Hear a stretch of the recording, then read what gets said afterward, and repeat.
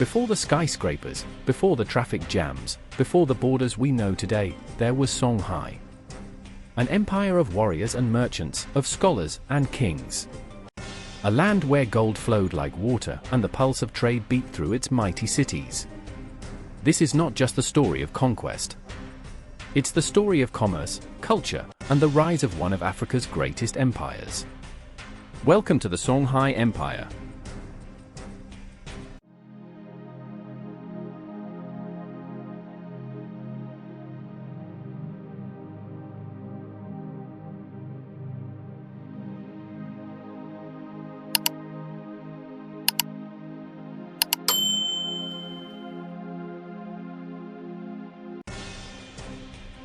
To understand the Songhai Empire, we must first return, not to battles or kings, but to something more ancient.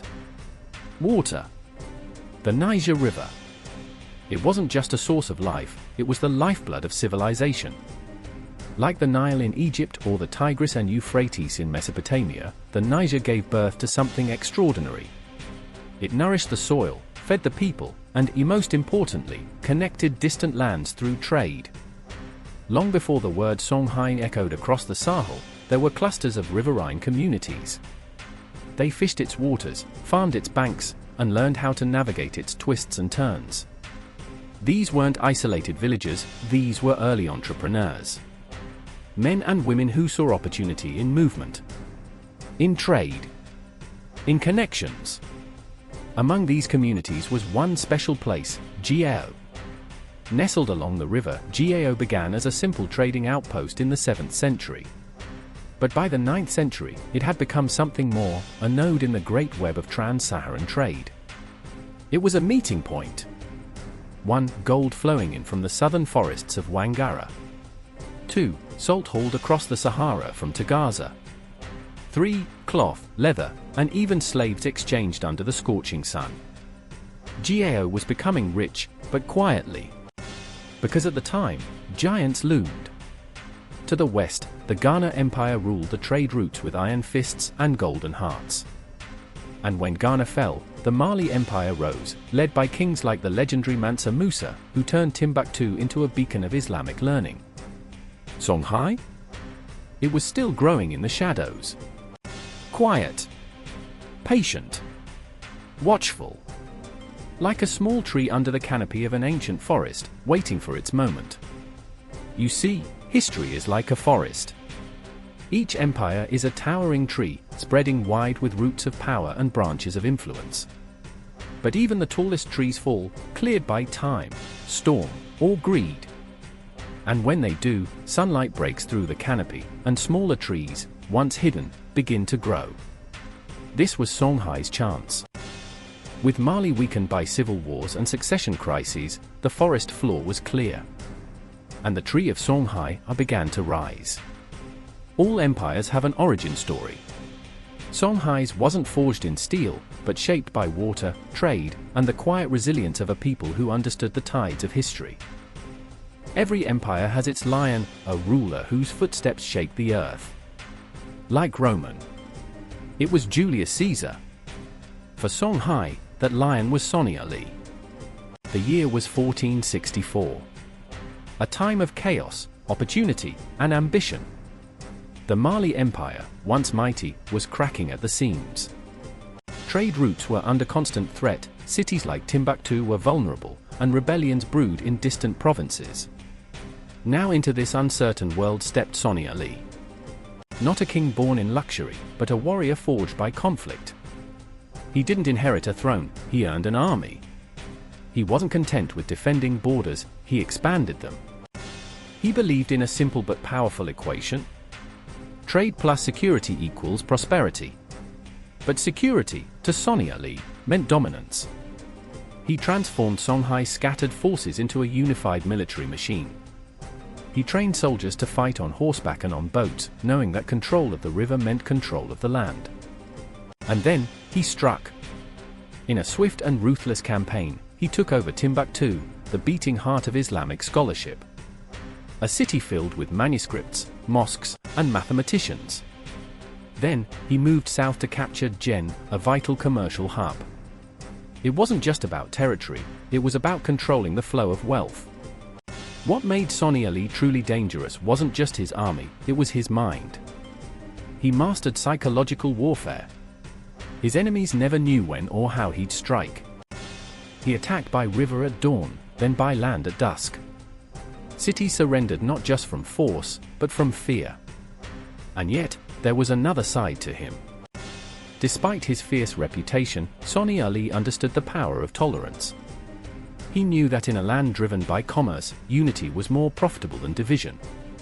So he allowed Islamic scholars, traditional priests, and animist leaders to coexist. He didn't force beliefs, he protected business. Now imagine this. You're a merchant from Kano, Nigeria, carrying fine leather and dyes. Your destination? Timbuktu, to trade for salt and gold.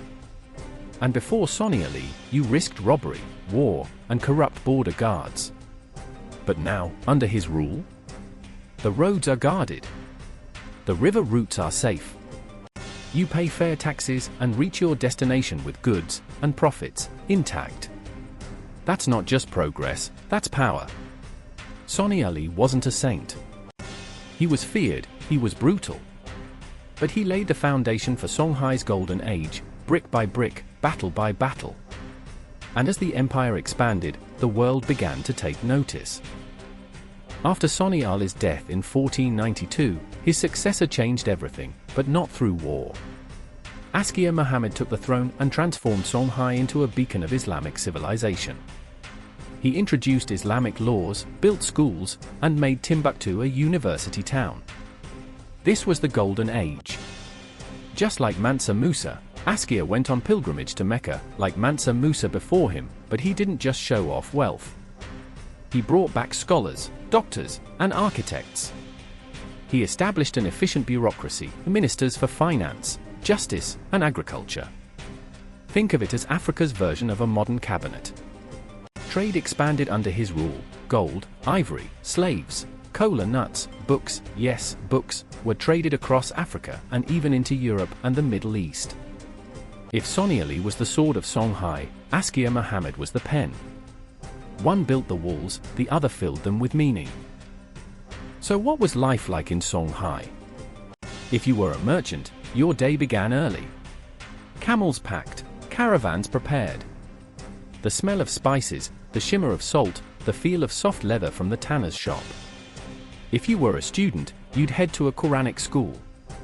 Timbuktu had over 150 schools and universities. If you were a farmer, you relied on the floods of the Niger, just like Egypt's Nile. Women were influential too, many ran businesses and managed trade stalls. Even centuries ago, life was a hustle. Negotiating, planning, hoping for good weather and good trade. Sounds a lot like our modern cities, doesn't it? But no empire lasts forever. In the late 1500s, Songhai faced a new threat, not from within, but from across the Sahara. The Moroccan Sultan, greedy for gold, sent troops with one deadly advantage: guns. And then in 1591, the Battle of Tondibi sealed Songhai's fate. Songhai's warriors charged with swords and spears, but how do you fight gunpowder with courage? And so the Songhai Empire fell. Its leaders scattered. The cities, once so alive, began to fade. It was like watching a mighty lion fall to a hunter with a rifle. Brave, strong, but unprepared for the future. But the story doesn't end there. Songhai left behind more than ruins. It gave the world a glimpse of what African civilization could be: educated, wealthy, organized, and powerful. Many modern West African nations trace parts of their identity to the Songhai legacy in Mali, Niger, Nigeria. Their story reminds us that Africa was not waiting to be discovered. It was already building, trading, writing, and thriving. In a world where Africa is often shown through the lens of struggle, Songhai is a powerful reminder of Africa's glory. If you've enjoyed this journey into the Songhai Empire, don't forget to like, share, and subscribe to Niger Trends TV for more kingdom tales like this. And drop us a comment below. What part of Songhai's story inspired you the most? And do you think we could have such empire again? Remember, we can see what's going on in Burkina Faso and its leader, Ibrahim Traoré. And remember, history isn't just about the past, it's a mirror to our future.